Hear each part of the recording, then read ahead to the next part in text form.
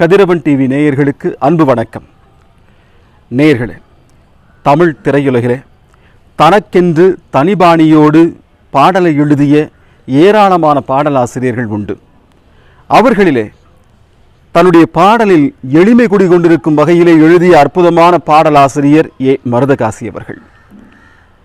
இன்றைய நம்முடைய கதிரவன் டிவியின் இந்த காணொலியில் மருதகாசி அவர்கள் எழுதிய பாடல்களை பற்றி பார்க்க போகிறோம். அவருடைய வாழ்க்கையை பற்றி பார்க்க போகிறோம். உண்மையிலேயே 40, 50, 60 காலகட்டங்கள் நம்முடைய செவிகளுக்கு இனிமை சேர்த்த காலகட்டங்கள் என்று சொல்லலாம். 70கள் வரை கிட்டத்தட்ட மருதகாசி அவர்கள் பாடல்கள் எழுதியிருக்கிறார். அவருடைய பாடல் பயணம் 1949 தொடங்குகிறது. சேலம் மாடர்ன் தியேட்டர்ஸ் திரைப்படத்திற்காக எழுதுகிறார். மாயாவதி என்ற திரைப்படம், அந்த படத்திலே முதல் பாடலை எழுதுகிறார். அதற்கு முன்னதாகவே நம்முடைய மருதகாசி அவர்கள் கலைஞர் கருணாநிதியோடு நட்பு கொண்டிருந்தார். அவருடைய நாடகங்களுக்கெல்லாம் எழுதியவர். மேடை நாடகங்களுக்கு நிறைய பாடல்கள் எழுதி பயிற்சி எடுத்தவர்.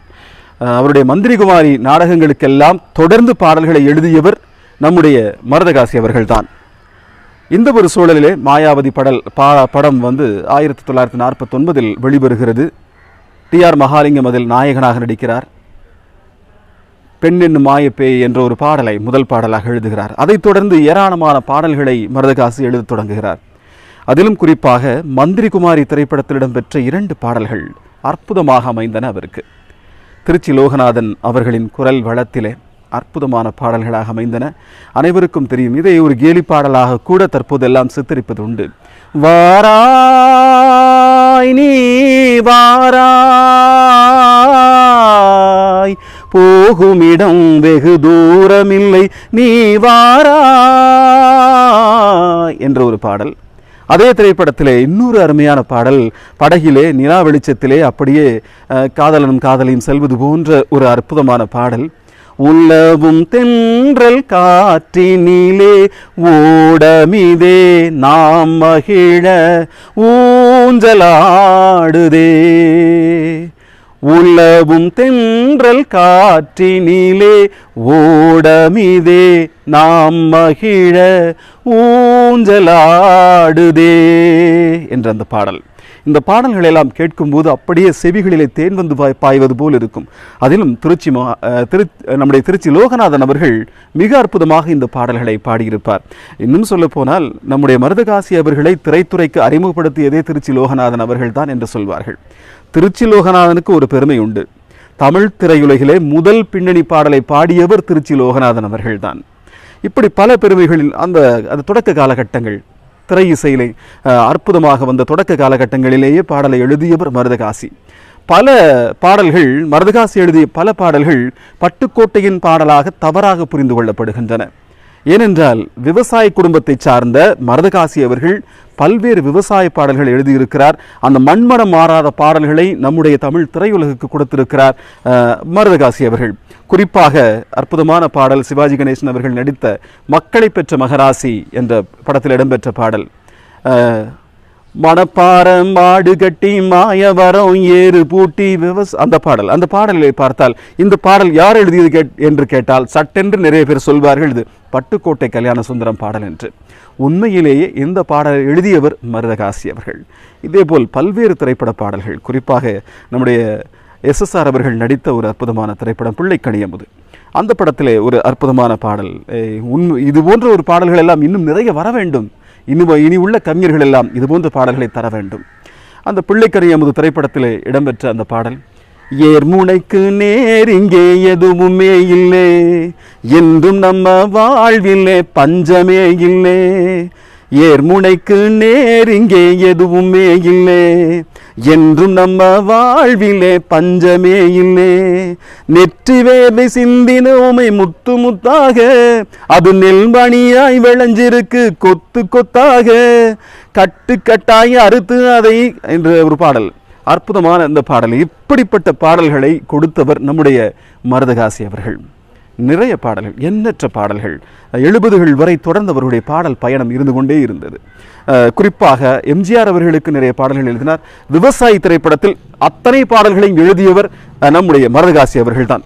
விவசாய படத்திலே முதல் பாடலே கூட கடவுள் என்னும் முதலாளி கண்டெடுத்த தொழிலாளி விவசாயி விவசாயி என்னும் அந்த பாடலாகட்டும், இப்படித்தான் இருக்க வேண்டும் பொம்பளை எனும் அந்த பாடலாகட்டும், இப்படி பல்வேறு பாடல்களை எழுதி குவித்தவர் நம்முடைய மருதகாசி அவர்கள். அற்புதமான பாடல்கள் எல்லாம் தந்து கொண்டிருந்தார். அதே போல் இன்னும் சொல்ல போனால் ரஜினிக்கு கூட பாடல் எழுதியிருக்கிறார். தாய்க்கு ஒரு நல்ல படம் தாய் மீது சத்தியம். அந்த தாய் மீது சத்தியத்திலே நிறைய பாடல்களை அவர் எழுதியிருக்கிறார். டிஎன்டியூனர் என்ற ஒரு பாடல் கூட எழுதியிருப்பார் அந்த படத்தில். எப்படி அவருடைய பாடல் பயணம் மிகச்சிறப்பாகவே அமைந்தது என்று சொல்லலாம். ஒரு மண்ணுக்கு அதனுடைய அந்த எளிமையான வார்த்தைகளை பயன்படுத்தி அந்த அற்புதமான ஒரு பாடல்களை தந்தவர் மருதகாசி அவர்கள். அதற்கு முன்னதாக இருந்த பாடல்கள் எல்லாம் நிறைய சமஸ்கிருத சொற்கள் புழக்கத்தில் இருந்தன பாடல்களிலே.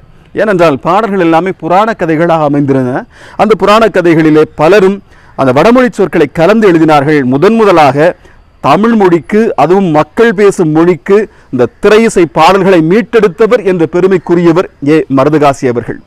அருமையான பாடல்கள், கொள்கை பாடல்கள், தன்னம்பிக்கையை தரக்கூடிய பாடல்கள். நீலமலை திருடன் திரைப்படத்திலே ரஞ்சன் அவர்கள் குதிரையிலே செல்வார். அப்படி செல்லும் போது ஒரு பாடல், சத்தியமே லட்சியமாய் கொள்ளடா தலை நிமிர்ந்து உனை உணர்ந்து செல்லடா, சத்தியமே லட்சியமாய் கொள்ளடா செல்லடா என்ற அந்த பாடல். இந்த பாடலை கேட்கும் போது ஒரு தன்னம்பிக்கை உணர்ச்சி நம்முடைய நெஞ்சிலே தோன்றும். அதே போல் இன்னும் கூட பல பாடல்களை தந்திருக்கிறார். குறிப்பாக ஒரு பாடல் நம்முடைய எம்ஜிஆர் அவர்கள் நடித்த நினைத்ததை முடிப்பவன் திரைப்படத்திலே ஒரு பாடல். அதாவது பகல் வேஷக்காரர்களை, இன்னும் சொல்ல போனால் கடவுள் பெயரால் மக்களை ஏமாற்றுபவர்களை, அதாவது அந்த வேஷதாரிகளை, கபட வேடதாரிகள் என்று சொல்வார்கள் அல்லவா, அவர்களை தோலுரிக்கும் ஒரு பாடலை மிக அற்புதமாக எழுதியிருப்பார் மருதகாசி அவர்கள். கண்ணை நம்பாதே உன்னை ஏமாற்றும் நீ காணும் தோற்றம் உண்மை இல்லாதது என்ற பாடல். இந்த பாடலிலே பார்த்தால் அந்த அப்படியே அவர்களை தோலுரித்து காட்டுவது போல், வேஷதாரிகளை தோலுரித்து காட்டுவது போன்ற அற்புதமான வரிகள் எல்லாம் இடம்பெற்றிருக்கும். இது இன்னொரு அதில் இருக்கக்கூடிய சரணங்களில் ஒரு வரி, பொன்பொருளை கண்டவுடன் என்ற ஒரு வரி வரும். அதிலே கூட எம்ஜிஆர் சில வரிகளை மாற்றி அமைத்ததாக சொல்வார்கள். அறச்சொல் வந்துவிடக்கூடாது, கண்மூடி போகிறவர்கள் போகட்டுமே என்ற வரி வரும். அந்த கண்மூடி போகிறவர் போகட்டுமே என்ற வரிகளிலே அறச்சொல் வந்துவிடக்கூடாது என்பதற்காக தன் வழியே போகிறவர் போகட்டுமே என்று எம்ஜிஆர் அவர்கள் மாற்றி அமைத்ததாக சொல்வார்கள். இப்படி நிறைய வரலாறுகளை கொண்டது தமிழ் திரை இசை உலகம். தொடர்ந்து பல்வேறு கவிஞர்களை, பல்வேறு இசையமைப்பாளர்களை, பல்வேறு பாடகர்களை நம்முடைய கதிரவன் டிவி உங்களுக்காக அடையாளம் காட்டி கொண்டிருக்கிறது. நம்முடைய கதிரவன் டிவியை மறக்காமல் ஆதரியுங்கள். இந்த நிகழ்ச்சி பிடித்திருந்தால் ஷேர் செய்யுங்கள், கமெண்ட் செய்யுங்கள், உங்கள் கருத்துக்களை பதிவிடுங்கள், எல்லோருக்கும் அனுப்பி இதை பார்க்க செய்யுங்கள், சப்ஸ்கிரைப் செய்யுங்கள். உங்கள் அனைவருக்கும் மீண்டும் நன்றியை தெரிவித்துக் கொண்டு, மருதகாசியை போல் இன்னும் ஏராளமான கவிஞர்கள் இருக்கிறார்கள், கலைஞர்கள் இருக்கிறார்கள். அவர்களையெல்லாம் அறிமுகப்படுத்துவதல்ல, அடையாளம் காட்டுவதற்காக கதிரவன் டிவி கங்கணம் கொண்டிருக்கிறது. இதோ இன்னும் அடுத்த நிகழ்ச்சியில் நாம் இன்னும் ஒருவரை பார்க்க போகிறோம். அது யார் என்று பார்க்கும் வரை காத்திருங்கள். மீண்டும் சந்திப்போம். வாழ்க தமிழ்.